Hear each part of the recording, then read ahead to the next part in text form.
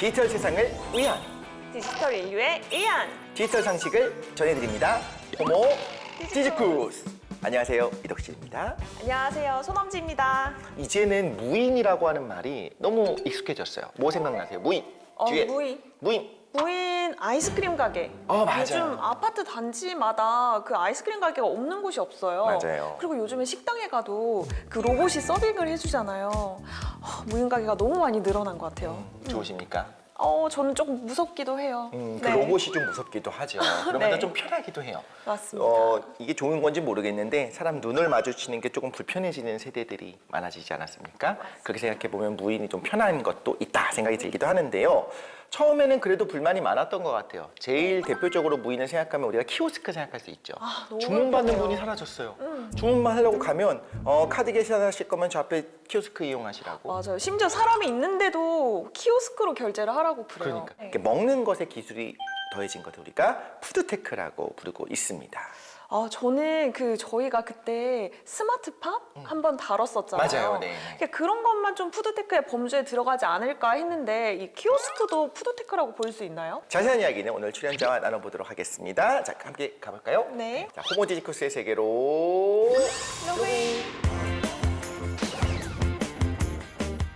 오늘 호모디지쿠스를 찾아주신 분을 소개해드리도록 하겠습니다. 서울대 푸드테크 학과의 이기원 교수님 나와 계십니다. 어서 오십시오. 안녕하세요.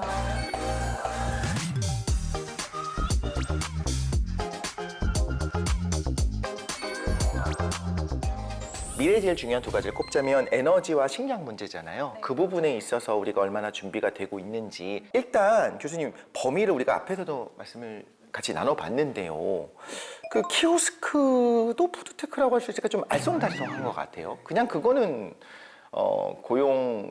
비용을 아끼려고 하는 게 아닌가 싶은 생각이 들기도 하는데 푸드테크를 우리가 정의한다면 어떻게 얘기할 수 있을까요? 그러니까 뭐 소비자 입장에서 생각을 하면 자기가 먹기 위해서 돈을 내는 건 다 푸드테크죠.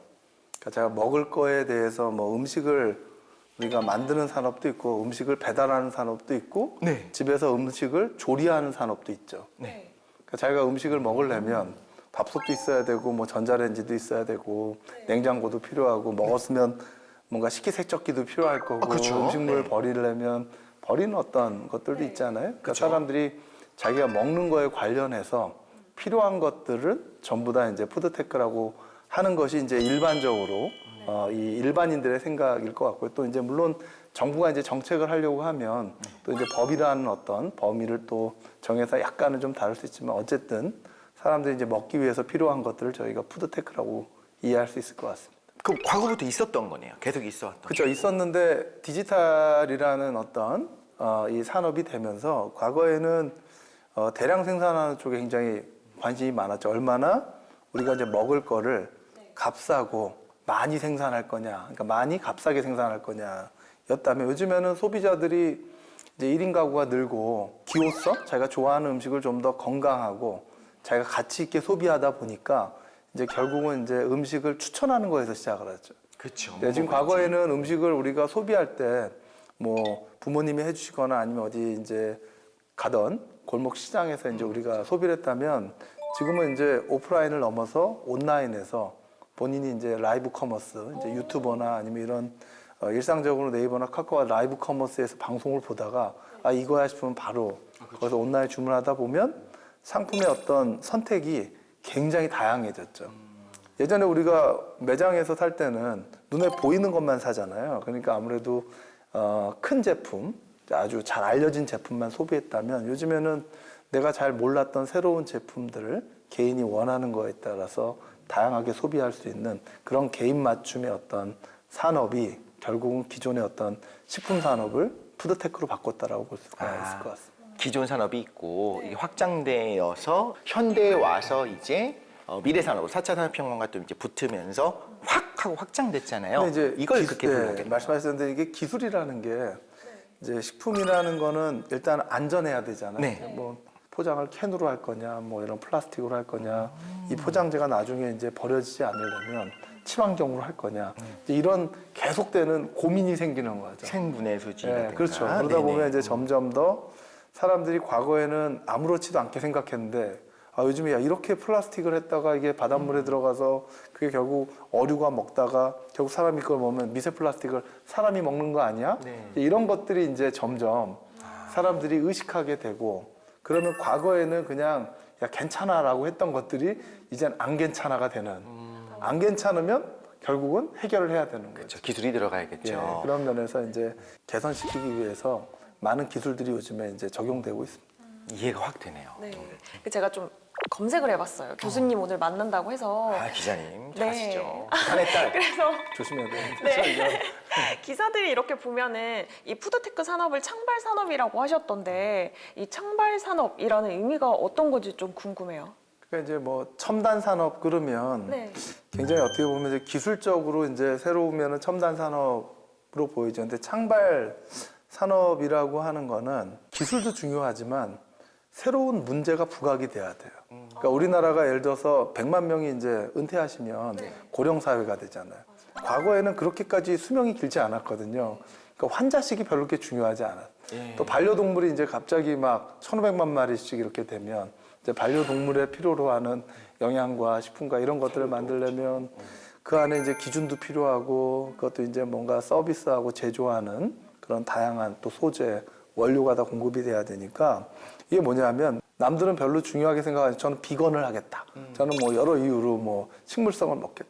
나는 뭐 운동에 관심이 많다. 뭐 그렇게 되면 새로운 어떤 커뮤니티, 새로운 어떤 유형의 그런 산업이 만들어지고 이 산업에 해당되는 해결을 할 수 있는 기술이 필요하니까 저는 그런 면에서는 이게 창발이라고 하는 거는 이제 뭔가 기존에 새로 부각되지 않은 새롭게 출몰하는 그런 어떤 새로운 이슈 또 새로운 어떤 해결 방안 이런 산업에서는 저는 창발 산업이라고 표현할 수 있지 않을까. 그래서 저는 또 하나 여쭤보고 싶은 게 이 푸드테크라고 하면은 저희가 딱 이렇게 체감할 수 있는 실생활에서 이용되는 기술이 뭔지 좀 알 수 있을까요? 그러니까 아까 전에 사람들이 불과 10년 사이에 어떻게 보면 이제 스마트폰이 나오고 나서 먹는 방식이 바뀌었잖아요. 일단은 집에서 우리가 이제 조리를 하는 방식들이 다 이제 개인화 돼서 뭐 요즘 큐커라는 게 있어요. 이제 바코드만 입력하면 18분 이내에 알아서 그게 전자레인지가 되던 에어프라이가 되던 아니면 오븐이 되던 자동으로 조리해 주는 거거든요. 그러니까 실제로 삼성전자 식품관에 들어가시면 우리가 먹는 간편식을 직접 구매할 수가 있습니다. 그러니까 식품을 마트에서 구매하는 게 아니라 삼성전자에서 구매를 하는 거죠. 전자회사에. 예, 왜냐하면 내가 이제 요즘 젊은 세대들이 한편하고 그냥 이렇게 밀키트 사다가 이렇게 맞아요. 해 먹는 것과 어쨌든 또 음식을 주문해서 먹는 건 달라요. 그럼요. 그러니까 밀키트 같은 요즘 흔히 얘기하는 이제 뭐 이런 HMR, 홈밀 리플레이스먼트라고도 얘기하고 뭐 RMR, 레스토랑 뭐 밀키트 같은 것들이 이제 밀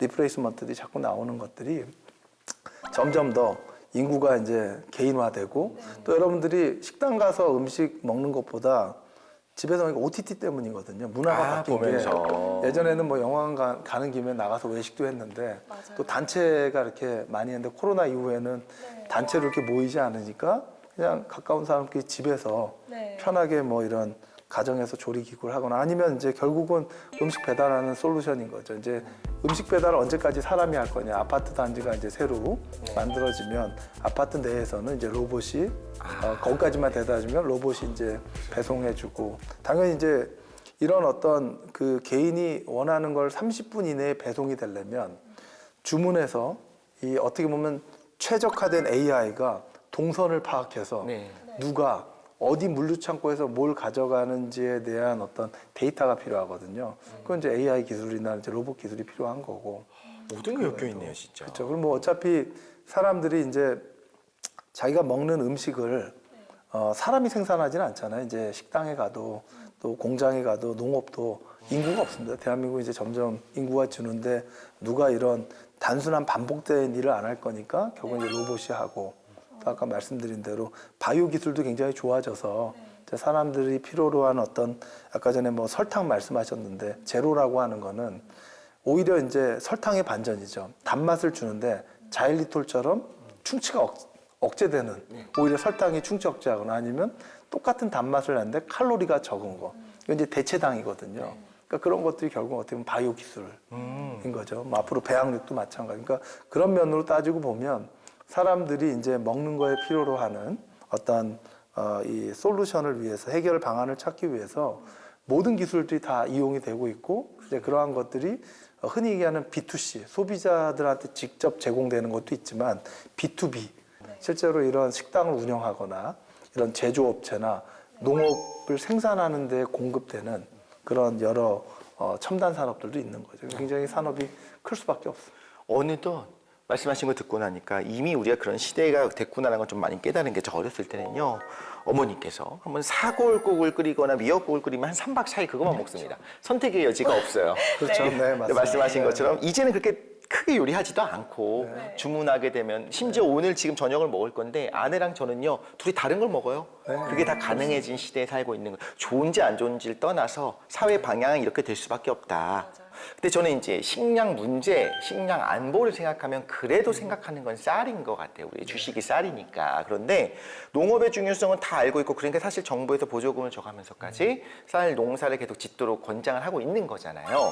그런데 매년 농가의 숫자는 줄어들고 있고 젊은 사람들은 가지 않는 상황이 됐는데 푸드테크가 발전하고 경쟁력을 갖추려면 세계 시장을 우리가 당연히 소비자로 생각해야 됐지만 테스트베드로 한국을 써야 된다고 말씀하셨잖아요. 그런데 지금 너무 우리가 농산물을 안 먹는 상황이 됐어요. 이러면 좀 문제가 있다. 이걸 어떻게 파해할 수 있는 방법이 있는 건가요? 그러니까 이제 사람들이 이제 음식을 먹을 때는 물론 이제 가격도 중요하고 모든 게 중요하지만 요즘에는 이제 왜라는 게 되게 중요하거든요. 그러니까 예를 들면 앞서 말씀드린 대로 이제 앞으로 AI나 로봇이 뭔가 사람들의 어떤 서비스나 이런 걸 대체하겠지만 대신에 이제 엄마가 직접 해주거나 맞아요. 저기 이제 우리가 농촌에 가서 직접 자연에서 직접 키운 걸 먹게 되면 저만 해도 가격을 더 낼 수밖에 없거든요. 그러니까 이제 다양성이 생기는 거예요. 이제 이런 공정이 자동화돼서 어떻게 보면 완성도 있는 품질의 제품을 값싸게 공급하는 것도 우리가 디지털 시대에 되게 좋지만 또 어떤 때는 야 이게 뭐 맨날 똑같은 게 아니라 그냥 뭐 계절에 따라 좀 바뀌고 아날로그적인 것들, 그러니까 흔히 얘기하는 이제 야생하는 것들, 또 자연에서 이렇게 직접 만든 것들은 오히려 더 부티크하다고 좀 표현하죠. 어떻게 보면 대량 생산이 안 되니까 좀 더 이렇게 리미티드하게 딱 한 것들은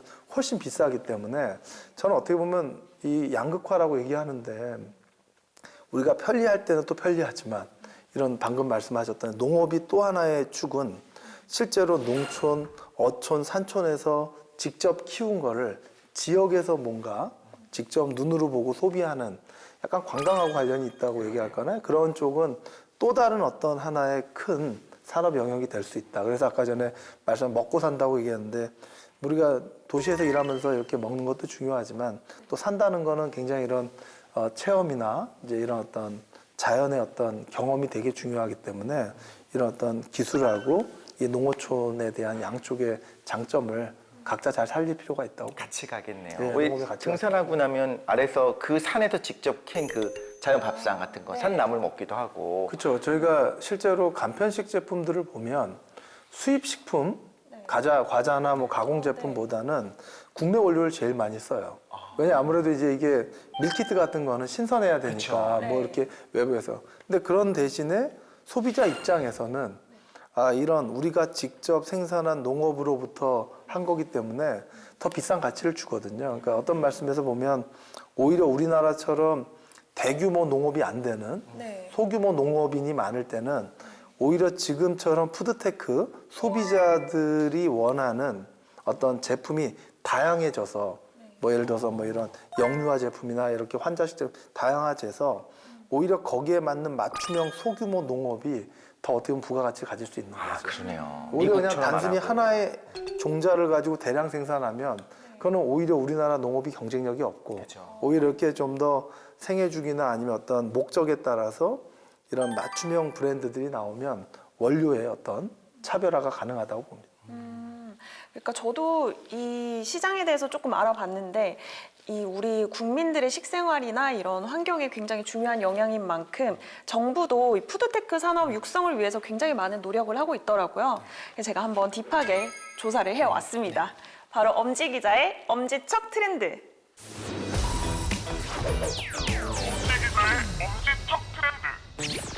정부 푸드테크 산업 지원 강화.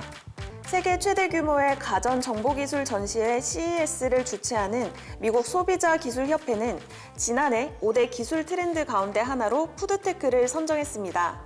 핀테크, 사이버 보안, 미래 수송 기술, 디지털 치료법 등과 함께 미래 혁신 신사업으로 지목되며 푸드테크에 대한 시장의 관심도 더욱 높아지고 있는데요. 우리 정부도 푸드테크 산업의 지속적인 성장을 위해 지원을 강화하고 있습니다. 올해 초 농림축산식품부는 미래 신성장 산업으로 꼽히는 푸드테크 산업 육성을 위해 푸드테크 10대 핵심 기술 분야에 대한 연구 개발 사업을 본격적으로 추진할 것이라고 밝혔습니다.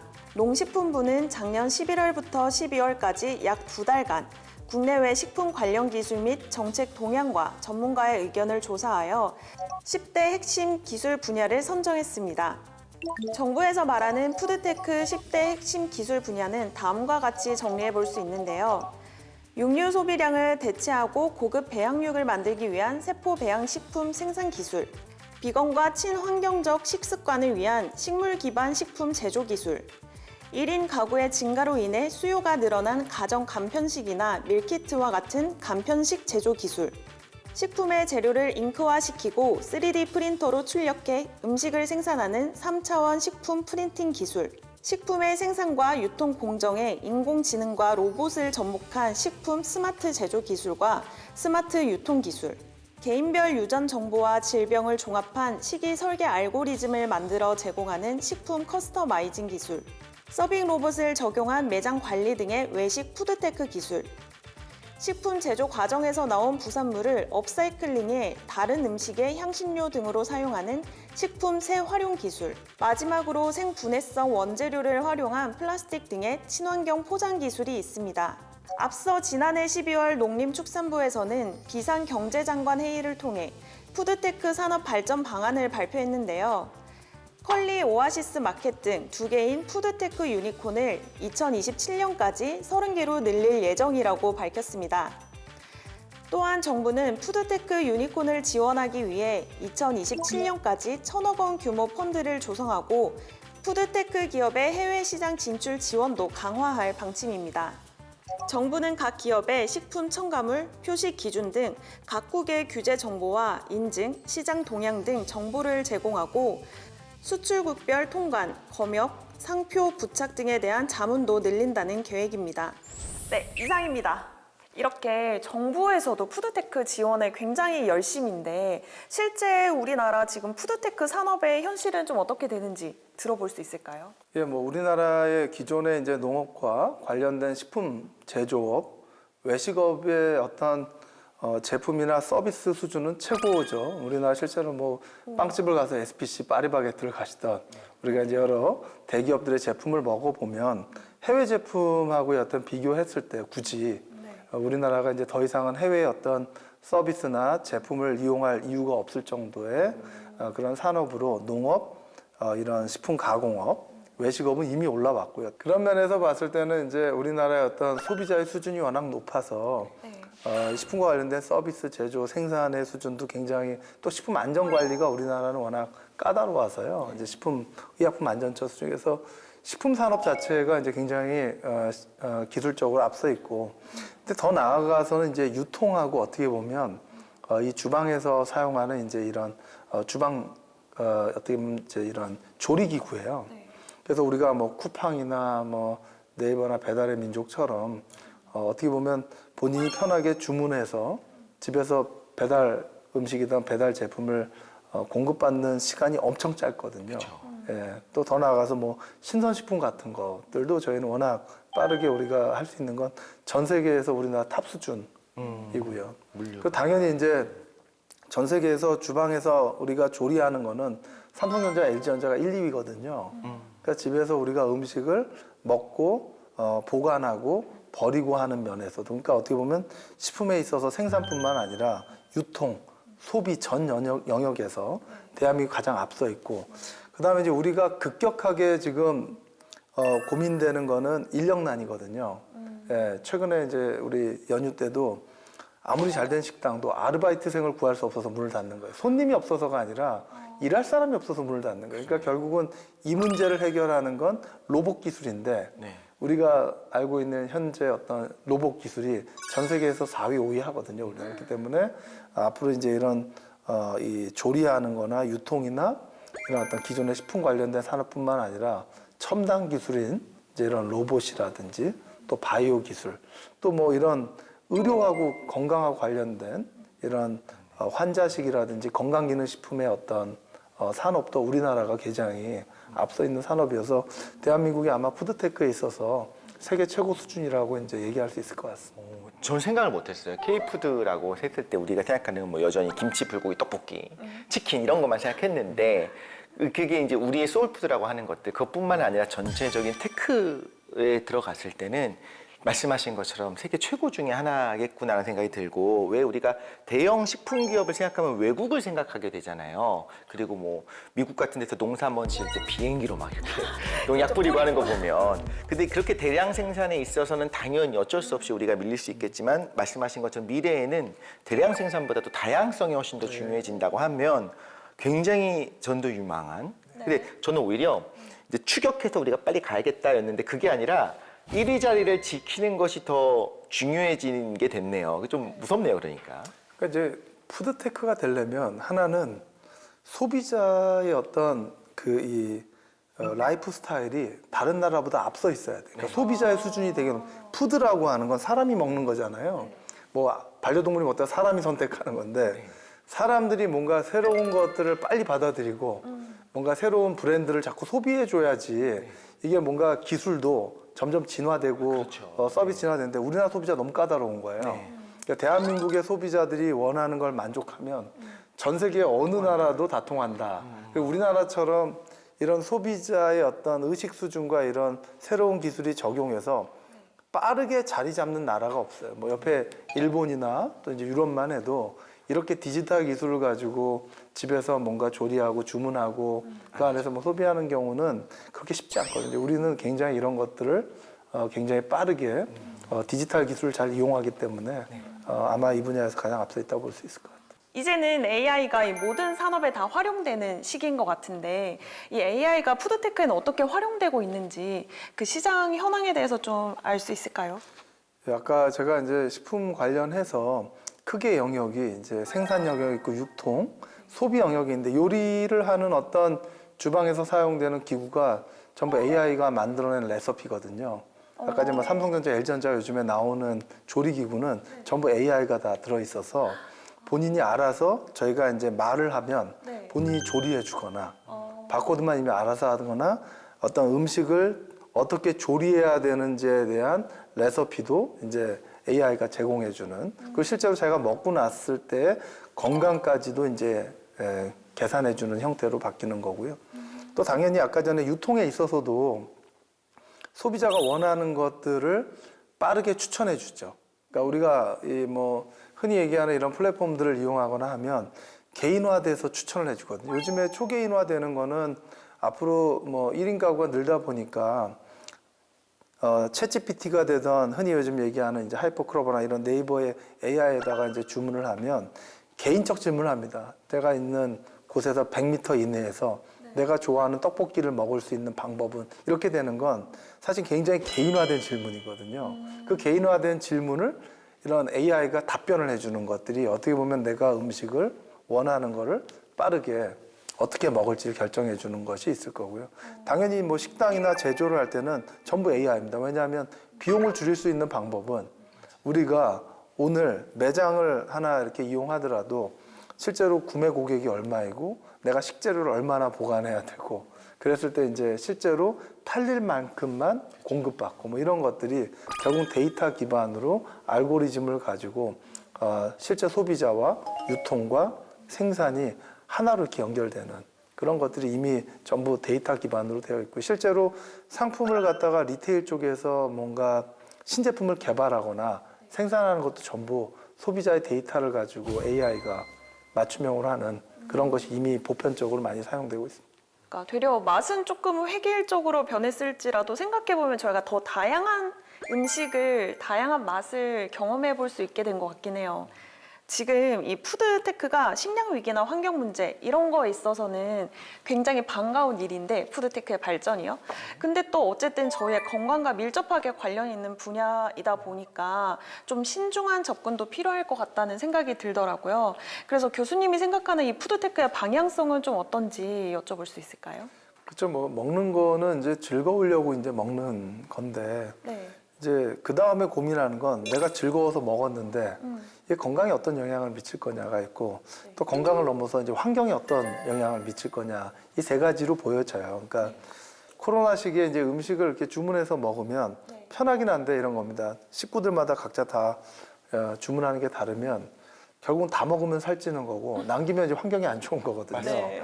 이제 이 문제를 어떻게 해결할 거냐. 그러니까 사람이 자기가 좋아는 하지만 자기의 건강에 맞게끔, 또 이왕이면은 남기지 않게끔 하는 그런 어떤 얼라이언스, 그런 어떤 사회적 합의, 그리고 또 그걸 위해서 다 같이 뭔가 노력하는 어떤 그런 기준이 필요한데, 흔히 얘기하는 그게 이제 ESG 이제 얘기하는 거죠. 우리가 나 혼자 좋은 게 아니라 환경과 이런 사회와 또 이런 전체 어떤 거버넌스에 대한 것들을 좀 고려해서 소비자의 어떤 소비 의식이 필요한 시점이라고 봅니다. 예전에도 뷔페 가면 음식 남기면 5,000원 이렇게 붙어 있었어요.